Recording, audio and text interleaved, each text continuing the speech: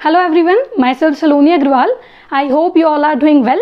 And आज जो topic मैं आप लोगों के साथ डिस्कस करने वाली हूँ वो आपके एग्जाम्स के लिए बहुत इंपॉर्टेंट है। हम लोग यहाँ पे कुछ इंपॉर्टेंट एमसीक्यू देखेंगे। सो आप लोग मेरे साथ साथ अपना ब्रेन टेस्ट करिएगा कि कितने आपके एमसीक्यू सही है। एंड लास्ट में पूरे वीडियो के बाद अपना स्कोर जरूर कमेंट बॉक्स में मुझे बताइएगा कि कितने एमसीक्यू आप लोगों ने करेक्ट करें।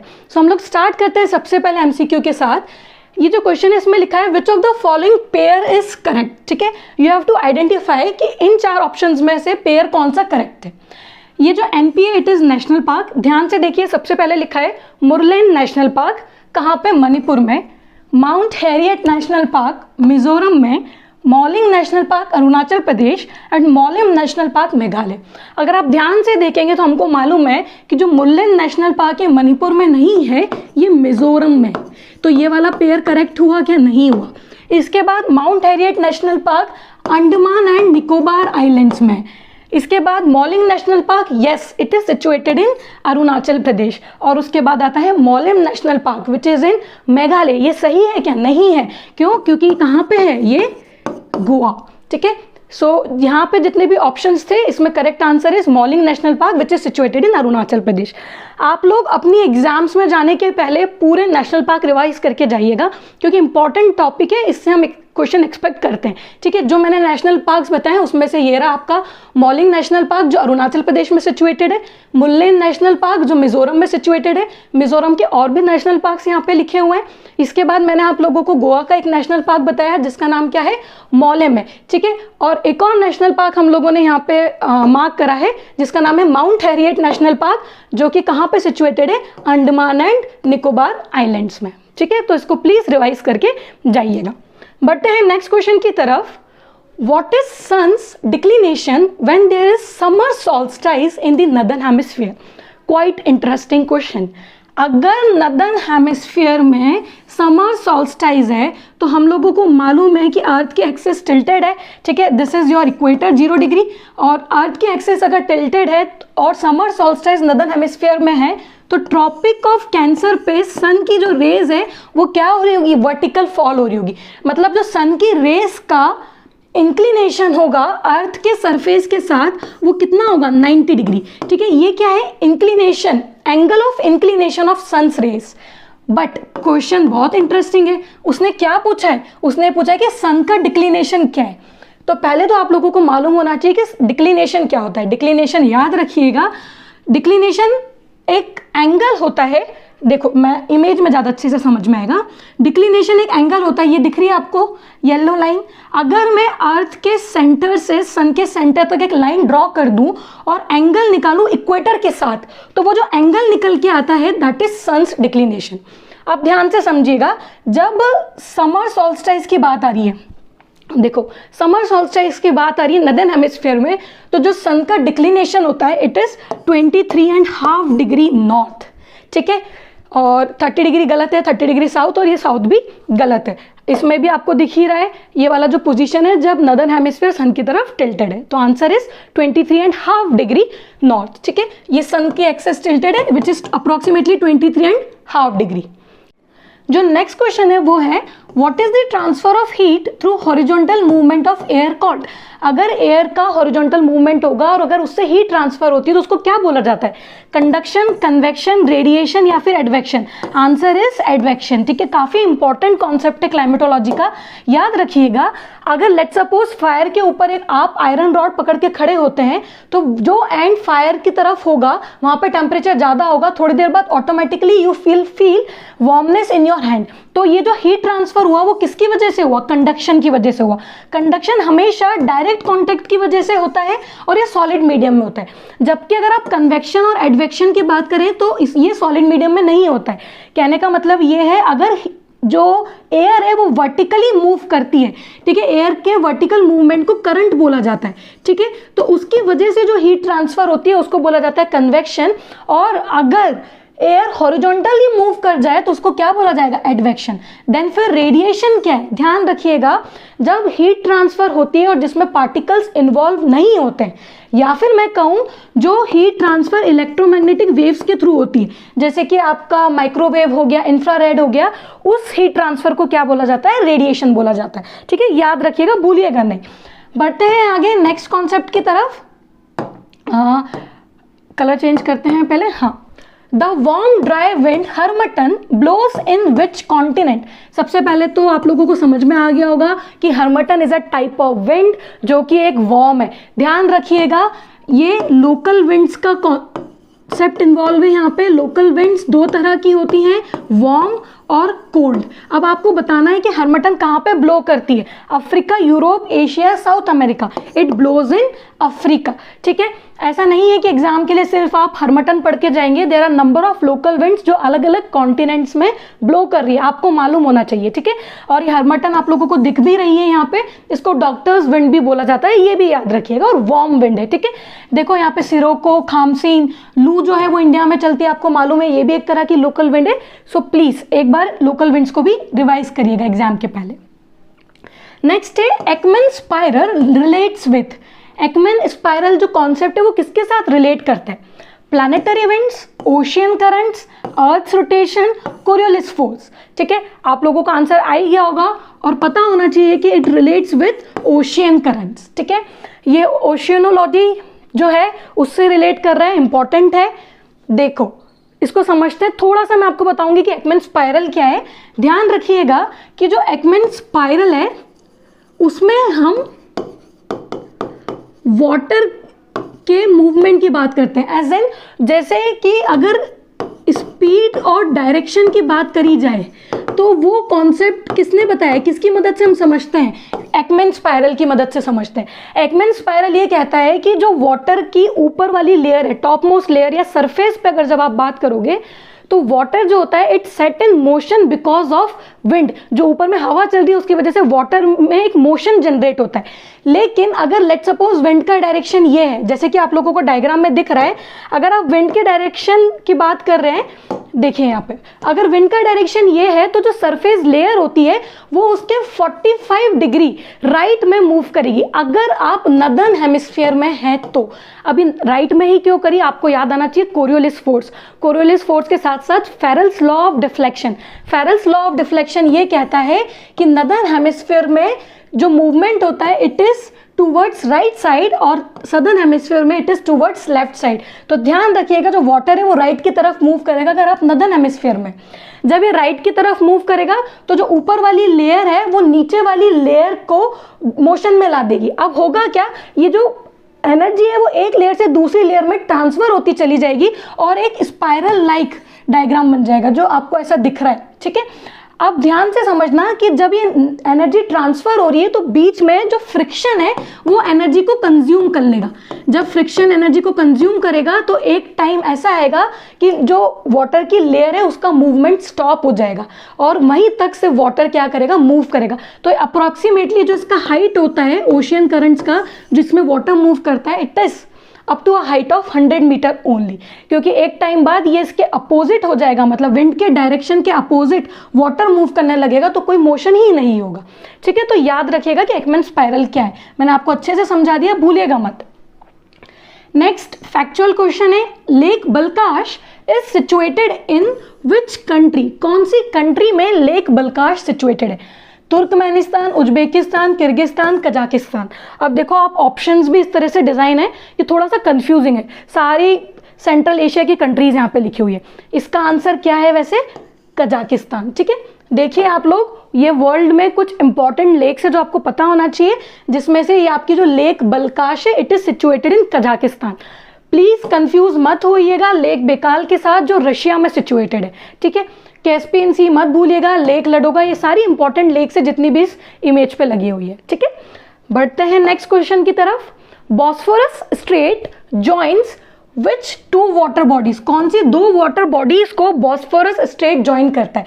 ध्यान रखना, स्ट्रेट होता ही क्या है, जो कोई लार्ज वाटर बॉडीज को कनेक्ट कर दे और कॉन्टिनेंट्स को क्या कर दे, सेपरेट कर दे। ऑप्शन देखिए, जावा सी एंड इंडियन ओशियन, ये नहीं है क्योंकि जावा सी और इंडियन ओशियन को सुंदा स्ट्रेट ज्वाइन करता है। ठीक है, फिर आता है तास्मान सी एंड साउथ सी, ये भी नहीं है क्योंकि इन दोनों को ज्वाइन जो करता है उसका नाम है बेस स्ट्रेट। फिर है Sea of Marmara and Aegean Sea. ठीक है, सोचते हैं Black Sea and Sea of Marmara. अब देखो इसको आप एक बार इमेज से देखो तब आप आंसर कर पाओगे। देखो यहाँ पे ध्यान से, ये रही आपकी सी ऑफ मरमरा, यहाँ पे है ब्लैक सी, ठीक है। ये दिख रही होगी आपको एजियन सी, एजियन सी मतलब वही मेडिटेरेनियन सी के ऊपर वाला जो पार्ट है, ठीक है। एजियन सी और सी ऑफ मरमरा के बीच में जो स्ट्रेट है उसका नाम है डार्डेनेलेस। क्या नाम है? डार्डेनेलेस। जबकि सी ऑफ मरमरा और ब्लैक सी के बीच में जो स्ट्रेट है उसका नाम क्या है? Bosphorus straight. ये स्ट्रेट दोनों ही काफी इंपॉर्टेंट है क्योंकि मेडिटेरेनियन सी का अपना खुद का एक इंपॉर्टेंस है जिसकी वजह से ये सारे स्ट्रेट इंपॉर्टेंट हो जाते हैं, ठीक है। सो हमारा आंसर क्या हुआ इसका? Black Sea and Sea of Marmara, ठीक है। सी ऑफ मरमरा और एजियन सी के बीच में डार्डेनेलेस है, ठीक है। अब याद रखिएगा। बढ़ते हैं नेक्स्ट क्वेश्चन की तरफ। अरोरा बोरियोलिस इज ऑब्जर्व्ड एट, पहले तो ये भी पता होना चाहिए कि ऑरोरा बोरियोलिस क्या है।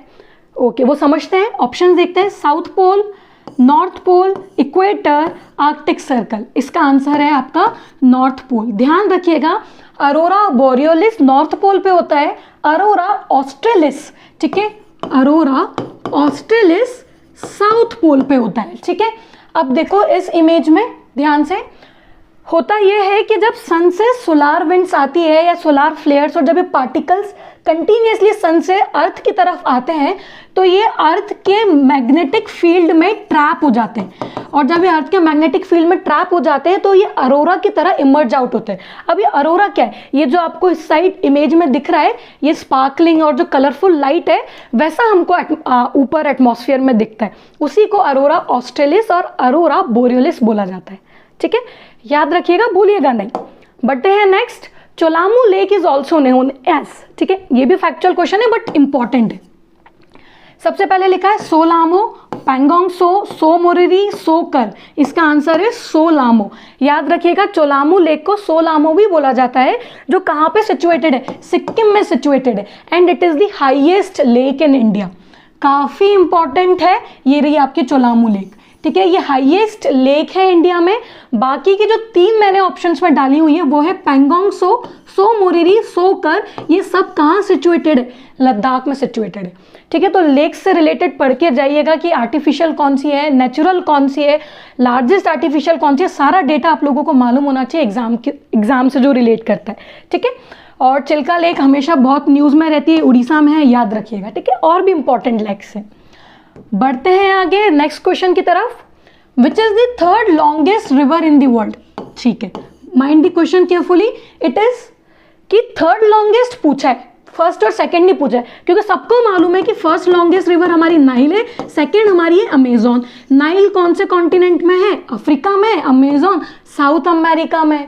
तो अब पूछा है थर्ड लॉन्गेस्ट कौन सी। ऑप्शन है येलो, येनिसी, यांगजी और गंगा। गंगा तो नहीं है, ये तो हमको मालूम है। अब बात आती है येलो, येनिसी और यांगजी में। कंफ्यूजन होता है येलो और यांगजी में ज़्यादा, तो याद रखिएगा Yangtze is the third longest river in the world, और we can say longest river in Asia, ठीक है। इमेज में देखिए और अच्छे से आपको समझ में आएगा, ठीक है। ये दिख रही है यांगजी, दिस इज यांगजी, और उसी के ऊपर जो रिवर इट इज येलो। याद रखना, येलो रिवर को हुआंग हो भी बोला जाता है ना। हुआंगो बोले जाने के साथ it is also known as sorrow of China, ठीक है। और ये जो यांगजी को आप देख रहे हैं, it is the longest river which flows entirely in one country.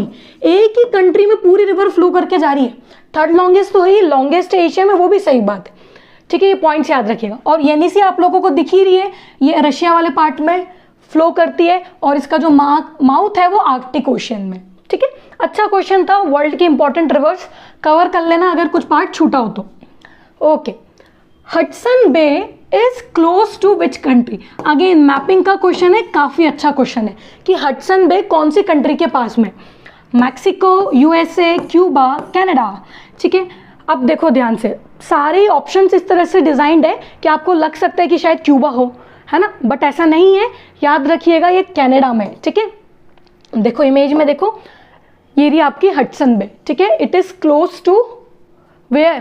Canada, ठीक है। ओके, बढ़ते हैं आगे नेक्स्ट क्वेश्चन की तरफ। अच्छा एक मिनट, इस क्वेश्चन में अगर आप ध्यान से देखेंगे तो आप हडसन बे के अलावा भी आपको बहुत सारी बे दिख रही है, ठीक है। तो आप लोग प्लीज अगर नहीं आती हो तो उनको मार्क कर लेना। हडसन बे और बैफिन बे याद रखना, ग्रीनलैंड के पास में। ब्यूफोर्ट सी याद रखना, ठीक है। बाकी इधर जितने भी इंपॉर्टेंट है सब ध्यान में रखना। ऑस्ट्रेलिया के आसपास, इंडिया के आसपास, अफ्रीका के इधर, ठीक है। ओके, बढ़ते हैं आगे। What is the shadow zone of P waves called? अब देखो कितना डाइवर्स क्वेश्चंस चल रहे हैं। अब ये क्वेश्चन कहाँ का आ गया? अर्थक्वेक का आ गया। हम कितने अलग अलग तरह के क्वेश्चंस देख रहे हैं। अब ये अर्थक्वेक का क्वेश्चन आया है कि पी वेव्स का शेडो जोन कितना होता है? 90 डिग्री से 140 डिग्री, 100 से 130, 105 से 145, 115 से 155। आप लोगों को मालूम है इसका आंसर 105 डिग्री से 145 डिग्री तक शेडो जोन जो होता है वो पी वेव का होता है। बट ध्यान रखिएगा एस वेव का शेडो जोन ये नहीं होता है। इस इमेज में ध्यान से देखिए, ये वाला जो शेडो जोन माँ के 105 से 145 दोनों तरफ, ये जो रीजन माँ के अर्थ के अंदर में, it is P wave shadow zone, ठीक है। वेयर एस अगर आप एस वेव शेडो जोन की बात करेंगे तो इट इज एंटायरली 105 डिग्री से लेके 105 डिग्री तक। ये रिकॉर्ड ही नहीं होती है एस वेव्स इस वाले एरिया में, जबकि पी वेव्स का जो शेडो जोन है वो 105 से 145 ही है। प्लीज याद रखिएगा, भूलिएगा मत। जो आपकी सिस्मिक वेव्स होती हैं वो दो तरह की होती हैं, बॉडी वेव्स और सरफेस वेव्स। बॉडी वेव्स दो तरह की होती है, जिसमें एक होती है पी वेव और एक होती है एस वेव, ठीक है। और जो आपकी सरफेस वेव्स होती है वो भी दो तरह की होती है, love waves and relic waves, जिसमें से पी वेव्स जो होती है वो आपकी लॉन्गिट्यूडनल इन नेचर होती है और जबकि एस वेव्स आपकी ट्रांसवर्स होती है। तो जो लॉन्गिट्यूडनल वेव्स होती हैं उनका एक प्रॉपर्टी याद रखिएगा, they can pass through solid, liquid and gaseous medium, जबकि जो ट्रांसवर्स वेव्स होती है they can only pass through solid medium. Please भूलिएगा नहीं, गलत मत करिएगा एग्जाम में। ओके, बढ़ते हैं आगे। Stalagmite is a type of which rock? कौन से रॉक का टाइप है? सेडिमेंट्री, मेटामॉर्फिक, क्वाटरनरी, इग्नियस, ठीक है। Answer is sedimentary. स्टैलेग्माइट जो है it is chemically formed sedimentary rock. याद रखिएगा सेडिमेंट्री रॉक्स आर दोज जो सेडिमेंट्स के कंसोलिडेशन की वजह से बनते हैं, ठीक है। देखो एक इमेज बहुत अच्छा है यहाँ पे स्टैलेग्माइट का, ठीक है। स्टैलेग्माइट ही पूछा ना? हाँ, स्टैलेग्माइट ही है। देखो ध्यान से, अगर केव्स में से वाटर पास होता है तो जब भी वाटर इवोपरेट हो जाता है लिविंग मिनरल्स बिहाइंड, तो जो रॉक्स बनते हैं उनको बोला जाता है सेडिमेंट्री रॉक्स। जो जमीन से जुड़ के बनेंगे उनको बोला जाता है स्टैलेग्माइट, जो सीलिंग से जुड़ के बनते हैं उनको बोला जाता है स्टैलेक्टाइट, ठीक है। 2D में हम इसको इस तरह से कुछ रिप्रेजेंट करते हैं, ठीक है। ये ऊपर जो बने हैं इट इज योर स्टैलेक्टाइट, नीचे से जो बने हैं दिस आर योर स्टैलेग्माइट। और अगर स्टैलेक्टाइट और स्टैलेग्माइट दोनों जुड़ जाए तो इट फॉर्म्स अ कॉलम ना, कॉलम ना बोलते हैं हम इसको, पिलर बोलते हैं, ठीक है। इसको क्या बोला जाता है? पिलर। कॉलम भी बोलोगे तो गलत नहीं है, बट याद रखना पिलर और कॉलम जब ये दोनों आपस में जुड़ जाते हैं, ठीक है। ओके, ये हो गया आपका एक क्वेश्चन रॉक से रिलेटेड। अब आता है where is northern Circars coast situated? Coast आ गया, मतलब आप समझ गए कि कोस्टल स्टेट्स के आसपास हमको जाना है और ये क्वेश्चन इंडियन ज्योग्राफी से रिलेट कर रहा है, ठीक है। Tamil Nadu and Andhra Pradesh and Orissa, Maharashtra and Goa, Gujarat and Maharashtra. Please याद रखिएगा जो आपका नदन सिरकर कोस्ट है it is along Andhra Pradesh and Orissa, ठीक है। दोनों ही कोस्टल स्टेट्स हैं। इस वाले इमेज में देखिए, काफी अच्छा इमेज है ये रहे आपके ईस्टर्न कोस्टल प्लेन्स और इधर में है आपके वेस्टर्न कोस्टल प्लेन्स, ठीक है। ध्यान से देखिए, जो उड़ीसा वाला पोर्शन है वहां पे जो प्लेन्स हैं ईस्टर्न कोस्टल प्लेन्स, उनको उत्कल प्लेन्स के नाम से भी जाना जाता है। उड़ीसा और आंध्र प्रदेश का थोड़ा पार्ट इंक्लूड करके उसको बोला जाता है नदन सिरकर, ठीक है। उसके बाद नेक्स्ट इज जो कोरोमंडल कोस्ट, जिसमें आंध्र प्रदेश और तमिलनाडु के कोस्ट लाइन इंक्लूड है, ठीक है। अब बात आती है वेस्टर्न कोस्टल प्लेन की, तो ध्यान से देखिए गुजरात के वेस्टर्न साइड में ये वाला जो पार्ट है इसको कच्छ प्लेन के नाम से जाना जाता है। उसके नीचे काठियावाड़, उसके बाद नीचे आता है कोंकण कोस्ट जो महाराष्ट्र और गोवा वाला पार्ट कवर होता है, कर्नाटका का भी इंक्लूड होता है। इस कोंकण कोस्ट में कन्नड़ प्लेन भी आते हैं। कन्नड़ प्लेन मेनली इधर कर्नाटका के आसपास है, ठीक है। उसके बाद आता है मालाबार कोस्ट जिसमें केरला और कुछ पार्ट कर्नाटका का भी इंक्लूड होता है। तो this are your coastal plains. Please Indian geography का एक इंपॉर्टेंट पार्ट है जो प्लेन्स के साथ डील कर रहा है, याद रखिएगा। ओके, बढ़ते हैं नेक्स्ट क्वेश्चन की तरफ। Nokrek biosphere reserve is situated in which hills? अब क्वेश्चन बहुत अच्छा ही है क्योंकि ये नहीं पूछा कि नॉकरेक बायोस्फीयर रिजर्व कौन से स्टेट में है या ये मैप के अंदर में है या नहीं है। मैप मतलब आप लोगों को मालूम है कि यूनेस्को ने एक प्रोग्राम लॉन्च करा था जिसका नाम मैप है, तो उसी की बात मैं कर रही थी। अब ऑप्शंस हैं खासी, गारो, डाफला, मिश्मी। कौन सी हिल्स में नोकरेक बायोस्फीयर रिजर्व सिचुएटेड है? तो it is situated in Garo hills. ठीक है, भूलिएगा नहीं, ये कहाँ पे सिचुएटेड है? गारो हिल्स में। याद रखिए हमारे इंडिया में जो टोटल बायोस्फीयर रिजर्व है वो कितने हैं? 18 इन नंबर, जिसमें से मैप प्रोग्राम में देयर आर 12 बायोस्फीयर रिजर्व्स। कितने हैं? 12 हैं। उन 12 में से जो लेटेस्ट ऐड हुआ है उसका नाम है पन्ना बायोस्फीयर रिजर्व, जो कहाँ पे सिचुएटेड है? एमपी में सिचुएटेड है। यहाँ पे ये टोटल 12 बायोस्फीयर रिजर्व के नाम लिखे हुए हैं, you can go through, important है, याद रखिएगा। ओके, एंड बढ़ते हैं आगे। As we go inside the earth, what is the change in density took place? Density में क्या चेंज होता है? मतलब अगर मैं अर्थ के सरफेस से सेंटर की तरफ जाऊंगी, क्वेश्चन ये पूछना चाह रहा है, अर्थ के सरफेस से सेंटर की तरफ जाऊंगी तो डेंसिटी में क्या चेंज होगा? इंपॉर्टेंट क्वेश्चन है जियोलॉजी का। ध्यान रखना, डेंसिटी हमेशा इंक्रीज होगी, ठीक है, डिक्रीज भी नहीं होगी, कांस्टेंट भी नहीं रहेगी, हमेशा क्या होगी? इंक्रीज होगी। अब ध्यान रखना, अर्थ का जो एवरेज डेंसिटी इट इज 5.51 ग्राम पर सेंटीमीटर क्यूब। हमको मालूम है density is mass per unit volume, तो एवरेज डेंसिटी इज 5.5 ग्राम पर सेंटीमीटर क्यूब। और अगर आप अर्थ के अंदर में जा रहे हैं तो अगर आप इनर कोर तक जाते हैं तो जो डेंसिटी है वो समवॉट अराउंड 13 ग्राम पर सेंटीमीटर क्यूब हो जाती है, अप्रोक्सीमेट फिगर है, ठीक है। और ये अर्थ के अलग अलग लेयर्स यहाँ पे मार के याद रखिएगा। अच्छा, डेंसिटी बढ़ क्यों रही है? क्योंकि अंदर में प्रेशर टेम्परेचर तो बढ़ ही रहा है, एट द सेम टाइम यहाँ पे हेवियर एलिमेंट्स प्रेजेंट हैं, जैसे कि आपके निकल हो गया, आयरन हो गया, जिसकी वजह से डेंसिटी क्या हो रही है? बढ़ती जा रही है। Okay, quite interesting. नेक्स्ट है, which of the following pair is correct? कौन सा पेयर करेक्ट है? सबसे पहले तो समझ में आ गया आप लोगों को कि इंडिया की माउंटेन रेंजेस यहाँ पे लिखी हुई है, ठीक है। Karakoram range, Girnar range, Dafla hills, Mishmi. Karakoram का लिखा है ग्रेटर हिमालयास, हम सबको मालूम है Karakoram range is situated in trans Himalayas, ठीक है। फिर आता है गिरनार रेंज, गोवा तो बिल्कुल ही नहीं है, क्योंकि गिर से आपको वैसे ही याद आ गया होगा कि ये कहाँ पे सिचुएटेड है? गुजरात में सिचुएटेड है, तो ये भी करेक्ट नहीं हुआ। अब आता है डाफला हिल्स, फिर आता है मिश्मी हिल्स। डाफला हिल्स के लिए यहाँ पे लिखा हुआ है मिजोरम, ऑफकोर्स ये भी गलत है क्योंकि ये अरुणाचल प्रदेश में सिचुएटेड है। फिर बचता कौन सा है? ऑप्शन एलिमिनेट करके भी निकाल सकते थे। आंसर इज मिश्मी अरुणाचल प्रदेश, है ना, मिश्मी अरुणाचल प्रदेश में, ठीक है। यहाँ पे मैंने कुछ इंपॉर्टेंट हिल्स है जो हमारे इंडिया में सिचुएटेड है, उनको यहाँ मार्क करा हुआ है, ध्यान रखना। एक और भी पॉइंट जहाँ पे आप कंफ्यूज हो सकते हो, ध्यान रखना, डाफला, मिरी, अबोर, मिश्मी ये सब अरुणाचल प्रदेश में, जबकि मिकिर अरुणाचल प्रदेश में नहीं है। तो मिकिर को आप सेपरेटली याद रखना, बाकी इनको सिंक में याद रखना, ठीक है। अब बात आती है कि पटकाई बूम अरुणाचल प्रदेश में, yes, Patkai Bum is situated in Arunachal Pradesh as well as Nagaland, ठीक है, भूलिएगा नहीं और कंफ्यूज भी मत होना। एक मिकिर कंफ्यूज कर सकता है जिसको आप सेपरेटली याद रख लो कि वो अरुणाचल प्रदेश में नहीं है, ओके। बाकी ये जितनी भी इंपॉर्टेंट रेंजेस है नहीं याद आ रही हो तो उनको रिवाइज करना डायग्राम देख के, okay. Next is moraines landforms are created by. कौन सा ऐसा एजेंट है जो मोरेन्स लैंडफॉर्म्स का फॉर्मेशन करता है? पहले तो ये बताओ कि इरोजनल या डिपोजिशनल है? ये डिपोजिशनल लैंडफॉर्म है, ठीक है। इसको कौन क्रिएट करता है? इसको क्रिएट करते हैं ग्लेशियर्स, ठीक है। विंड्स नहीं है, रिवर्स नहीं है, ग्राउंड वाटर नहीं है, आंसर इज ग्लेशियर्स। इमेज के थ्रू देखते हैं तो ज़्यादा अच्छे से समझ में आएगा।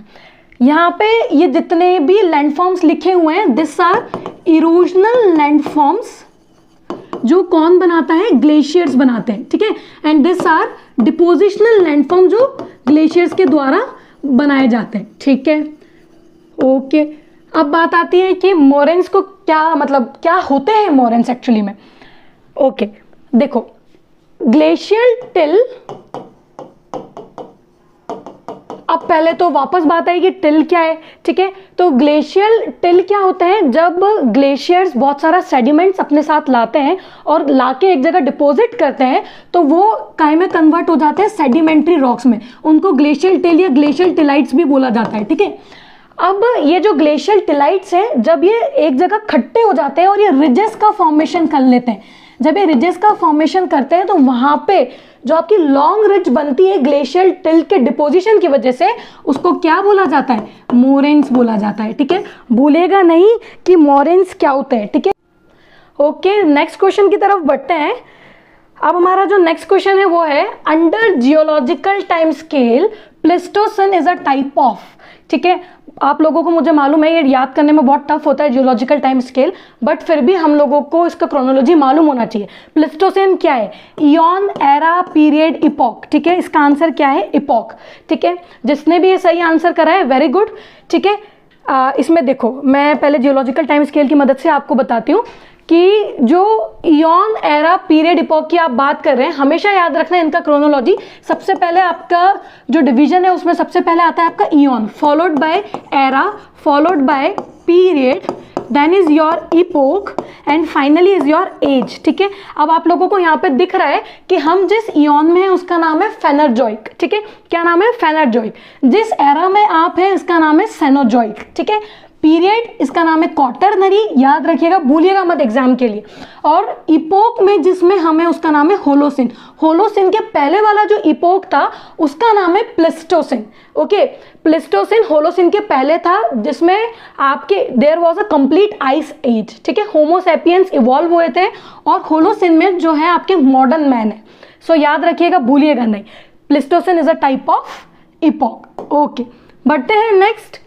During El Nino year, warm water piles up on which coast? अगर नॉर्मल ईयर नहीं है और अल नीनो ईयर है तो जो वार्म वाटर है वो कहाँ पे पाइल अप होता है? Eastern north American coast, eastern south American coast, western south American and western north American coast. देखो डायग्राम में देखो तो ज़्यादा अच्छे से समझ में आएगा। अगर नॉर्मल ईयर है तो नॉर्मल ईयर में जनरली जो आपके वार्म वाटर होता है वो ऑस्ट्रेलियन कोस्ट के आसपास पाइल अप होता है, लेकिन अगर आपकी ईस्टर्ली विंड्स वीक हो जाती है तो ये वार्म वाटर मूव करने लग जाता है कहाँ पे?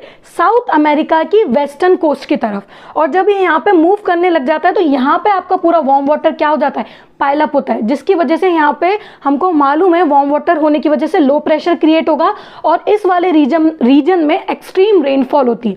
और जब यहाँ पे एक्सट्रीम रेनफॉल होती है ड्यूरिंग एल नीनो ईयर तो ऑस्ट्रेलिया और इंडिया के आसपास वाले रीजन में there are drought like conditions. ठीक है, सूखा होता है बहुत ज़्यादा। और ये भी याद रखिएगा कि एल नीनो का जो काउंटर है उसको बोला जाता है ला नीना। ठीक है, तो अगर ला नीना होगा तो देयर विल बी सफिशिएंट और surplus rainfall in India and Australia. ठीक है, तो इसका आंसर हमारा क्या हुआ? वेस्टर्न कोस्ट ऑफ या वेस्टर्न साउथ अमेरिकन कोस्ट। ठीक है, आंसर इज सी। ओके, बढ़ते हैं आगे नेक्स्ट क्वेश्चन की तरफ। In which direction cyclone moves in southern hemisphere? Southern hemisphere में साइक्लोन का जो मूवमेंट होता है वो कैसा होता है? वेदर इट इज पहले एंटी क्लॉकवाइज फिर क्लॉकवाइज, या एंटी क्लॉकवाइज या clockwise and then anti clockwise, या क्लॉकवाइज। देखो सबसे पहले तो ये पता होना चाहिए कि साइक्लोन जो होते हैं उसके सेंटर में कौन सा प्रेशर बनता है। तो ध्यान रखिएगा, there will be always low pressure. जब भी लो प्रेशर होगा तो वहां पे क्या होगा? साइक्लोन बनेगा। अगर साइक्लोन लो प्रेशर के अराउंड बन रहा है तो हाई प्रेशर से कहीं दूसरी जगह हाई प्रेशर होगा जहां से विंड्स मूव करके लो प्रेशर की तरफ आएंगी। अब जब भी विंड्स हाई प्रेशर से लो प्रेशर की तरफ आएंगी, अगर आप नदर्न हेमिस्फीयर में हो तो कोरियोलिस फोर्स की वजह से फेरेल्स लॉ ये बोलता है कि विंड जो होंगी वो अपने राइट में डिफ्लेक्ट हो जाएंगी। तो ये अगर विंड ऐसे आ रही है तो इनका राइट ये हो जाएगा। ठीक है, सिमिलरली इसका राइट ये हो जाएगा, ऐसे आप निकाल सकते हो। और जब आप इन डायरेक्शन का नेट टोटल करोगे तो ये डायरेक्शन जो आपको दिख रही है, ध्यान से देखो, it is anti clockwise. Okay, अब मैं सदर्न हेमिस्फीयर का बताती हूँ। सदर्न हेमिस्फीयर में भी सेम चीज, लो प्रेशर है, लो प्रेशर से विंड आ रही है, सॉरी हाई प्रेशर से विंड आ रही है लो प्रेशर की तरफ। ठीक है, सदर्न हेमिस्फीयर में wind will deflect towards it's left. अब इसका लेफ्ट देखो क्या है, ये है, इसका लेफ्ट ये, इसका लेफ्ट ये, इसका लेफ्ट ये और इसका लेफ्ट ये। जब मैं इनका सम टोटल करूंगी ये वाले डायरेक्शन का, जो मैंने बाद में एरोज बनाए हुए हैं, ये क्या होगा? क्लॉकवाइज होगा। तो ध्यान रखना, साइक्लोन मूव्स क्लॉकवाइज इन सदर्न हेमिस्फीयर। अच्छा क्वेश्चन था ये भी। ठीक है, ये बना हुआ है, दिख रहा है, ये एंटी क्लॉकवाइज है और ये क्या है? क्लॉकवाइज है। ओके, अच्छा क्वेश्चन था क्लाइमेटोलॉजी का। ओके, नेक्स्ट क्वेश्चन पे आते हैं। Where does zone of convergence of air formed? कहाँ पे बनता है? लो प्रेशर पे, हाई प्रेशर पे, दोनों जगह पे, या कहीं भी नहीं? मतलब नन ऑफ द अबव, मतलब इनमें से कहीं भी नहीं। अब देखो, जोन ऑफ कन्वर्जेंस जो आपका बनता है, पहले तो मैं आंसर बता देती हूँ, वो लो प्रेशर पे बनता है। ठीक है, डायग्राम की मदद से समझते हैं। हाँ, जहां पे लो प्रेशर होगा मतलब वहां पे जो टेम्परेचर होगा वो ज़्यादा होगा, मतलब विंड्स क्या थी, वार्म थी, उसकी वजह से वो क्या हुई, वर्टिकली राइज कर गई, वर्टिकली राइज करी तो नीचे क्या बना, लो प्रेशर। अब जब लो प्रेशर यहाँ पे है तो हाई प्रेशर से विंड्स लो प्रेशर की तरफ आएंगी, अभी मैंने आपको साइक्लोन में भी बताया था। तो सारी विंड्स आके एक पॉइंट पे क्या हो रही है, कन्वर्ज हो रही है, क्या हो रही है, कन्वर्ज हो रही है। तो इस कन्वर्जेंस की वजह से ही, यहाँ पे मैं इसको अच्छे से लिख देती हूँ अगर ब्लर आ रहा होगा तो, हाँ यहीं पे आके कन्वर्ज हो रही है, तो इसलिए ये जो कन्वर्जेंस हो रहा है इसलिए बोला जाता है कि यहाँ पे क्या बनता है, जोन ऑफ कन्वर्जेंस। अब जो विंड वर्टिकली राइज हुई थी वो एटमॉस्फेयर में ऊपर पहुंचने के बाद क्या होंगी, अलग अलग स्प्लिट हो जाएंगी, डाइवर्सिफाई हो जाएंगी, ठीक है। तो वहां पे ये क्या बनाएंगी, जोन ऑफ डाइवर्जेंस, ठीक है। हाई प्रेशर के लिए उल्टा है, हाई प्रेशर से विंड जाती है लो प्रेशर की तरफ तो क्या बनता है, जोन ऑफ डाइवर्जेंस, लेकिन अपर एटमॉस्फेयर में जोन ऑफ कन्वर्जेंस बनता है। ओके, बढ़ते हैं आगे नेक्स्ट क्वेश्चन की तरफ। What is the name of plain formed at the foot hills of Shivalik mountains. Shivalik mountains के फुट हिल्स पे जो प्लेन बनता है उसको क्या बोला जाता है। इंडियन ज्योग्राफी का क्वेश्चन है ये। तराई, खादर, भांगर या नन ऑफ द अबव। ये आंसर अच्छे से आप लोगों को मालूम होना चाहिए, ना तो तराई है, ना खादर है, ना भांगर है, तो it is none of the above. तो आंसर क्या है, इट इज भाबर।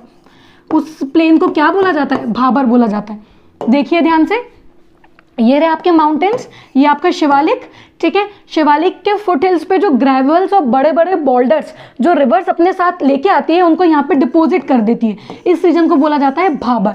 और इतना ज़्यादा पोरोसिटी होता है यहाँ पे कि वो जो रिवर्स होती है, इट अपियर्स टू बी, कि ऐसा दिखता है कि सारी रिवर्स डिसअपियर हो गई है, ठीक है, क्योंकि पोरोसिटी इतना ज़्यादा है कि नीचे फ्लो करती हुई निकल जाती है एंड ये वापस से रीइमर्ज होती है एक रीजन में जिसका नाम है तराई रीजन, ठीक है।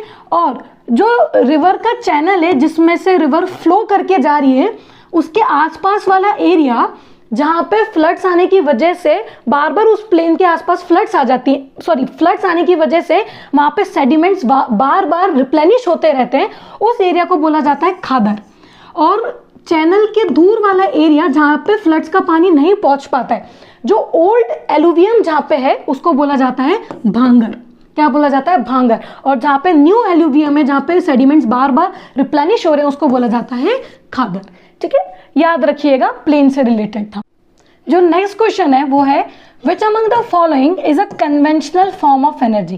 पहले तो आपको पता होना चाहिए कि कन्वेंशनल क्या है, जो हम लोग बहुत टाइम से ट्रेडिशनली यूज करते हुए आ रहे हैं, ठीक है। तो ऑप्शंस देखिए, solar energy, tidal energy, firewood, nuclear energy. हमको मालूम है कि हमारी टेक्नोलॉजी इतनी एडवांस नहीं थी पहले के टाइम में कि हम सोलर पैनल्स लगा के एनर्जी जनरेट कर पाए, ठीक है। तो solar energy non conventional form of energy है, टाइडल भी नॉन कन्वेंशनल है, फायरवुड हम काफी टाइम से यूज करते आ रहे हैं, तो it is conventional form of energy, whereas your nuclear energy is also a non conventional form of energy. याद रखिएगा ये क्वेश्चन, ठीक है, अच्छा क्वेश्चन है। अभी कन्वेंशनल और नॉन कन्वेंशनल का यहाँ पे चार्ट बना हुआ है, इसमें भी आप मार्क कर सकते हैं कि जो कन्वेंशनल है वो नॉन रिन्यूएबल और रिन्यूएबल दोनों हो सकती है, ऑफकोर्स हो सकती है। कन्वेंशनल मतलब जैसे कि अगर आप कोल की बात करेंगे तो आप कोल बहुत टाइम से यूज करते हुए आ रहे हैं, ठीक है, बट हमको मालूम है कि कोल जो है वो नॉन रिन्यूएबल है ना, it takes millions of years coal को वापस बनने में, ठीक है, याद रखिएगा। तो ये चार्ट नोट कर लेना, okay. In which ocean reunion hotspot is located. ये क्वेश्चन रिलेट करता है वल्केनिज्म के साथ वल्केनिज्म के साथ, ठीक है। ये जो हॉटस्पॉट होते हैं, हम लोग जब पूरा वॉल्केनोस पढ़ते थे वहाँ पे स्टडी करते हैं इनके बारे में। अभी के लिए आप ये ऑप्शंस देखिए कि रियूनियन हॉटस्पॉट कहाँ पे, Indian ocean, Atlantic, Pacific, Arctic. Reunion hotspot हमारे इंडियन ओशियन में सिचुएटेड है एंड ये इंपॉर्टेंट इसलिए है क्योंकि it relates with Deccan trap and Deccan trap हम लोगों को मालूम है कहाँ पे, इंडिया में पेनिनसुलर प्लेट्यू में सिचुएटेड है, ठीक है, महाराष्ट्र वाला रीजन।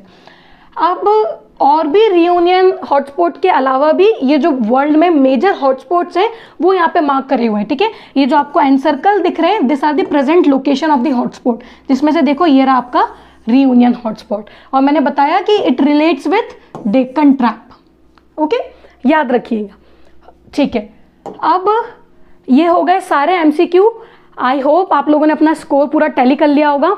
प्लीज़ अगर कोई भी डाउट आया हो तो वापस इसको रिवाइज कर लेना, या कमेंट बॉक्स में मुझसे कमेंट करके भी आप पूछ सकते हैं। एंड जिसने भी अभी तक चैनल सब्सक्राइब नहीं करा है, प्लीज़ सब्सक्राइब एंड लाइक जरूर करिएगा। Will meet you in the next. Good luck, take care, bye.